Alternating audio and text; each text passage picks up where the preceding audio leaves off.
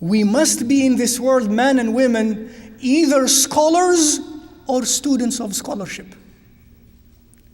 One alim, rahimahullah ta'ala, used to say, Ya Allah, if when I die, I am not a alim yet. And he was a alim, rahimahullah ta'ala, because it is these kinds of people who say these kinds of things. He says, rahimahullah ta'ala, Ya Allah, if when I die, I am not a alim yet, please allow me to die as a student of ilm. If I don't die as a scholar, please, Ya Allah, allow me to die as a student of knowledge, but not as a one who is not pursuing any knowledge, not as an ignoramus, not as an ignorant person. One of those early scholars, before that, you see, many of us, and this is related to what we said in the previous session today about ikhlas, remember the concept of ikhlas and ittiba'? Some of us may pursue knowledge for worldly gains, to attain personal privileges, to attain leadership, to have authority, to be attracted to others, to be respected by others, and so on. We do that for so many worldly gains.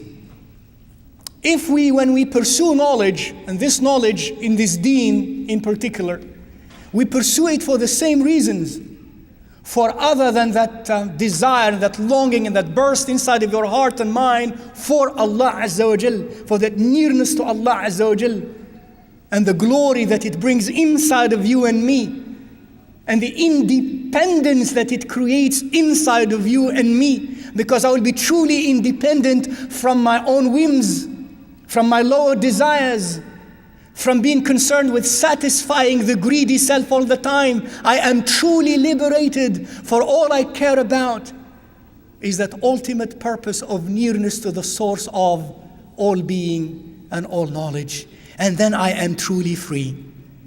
Because any other reason is a yoke, is a chain that holds me low.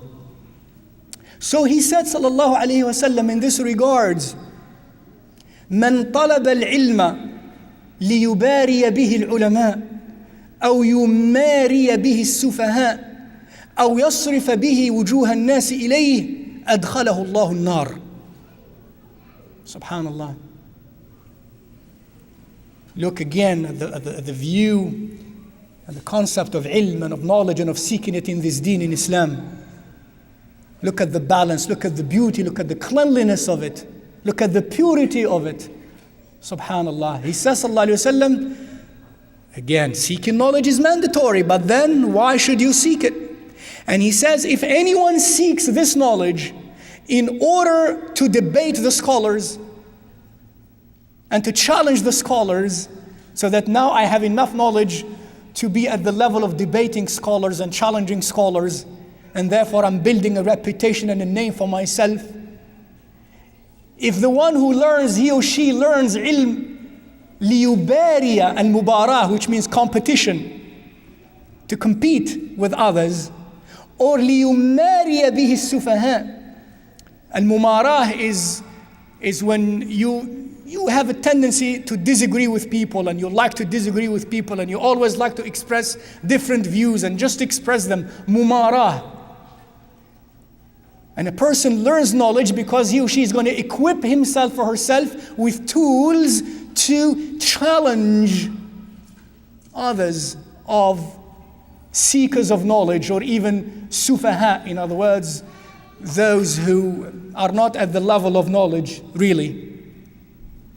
Or he or she seeks knowledge to draw the attention of others to him or her.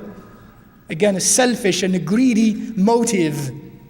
He says, sallallahu alayhi wasallam, that the one who seeks knowledge for such purposes, Allah Azza wa Jal will lead him, will cause him to enter the fire of hell.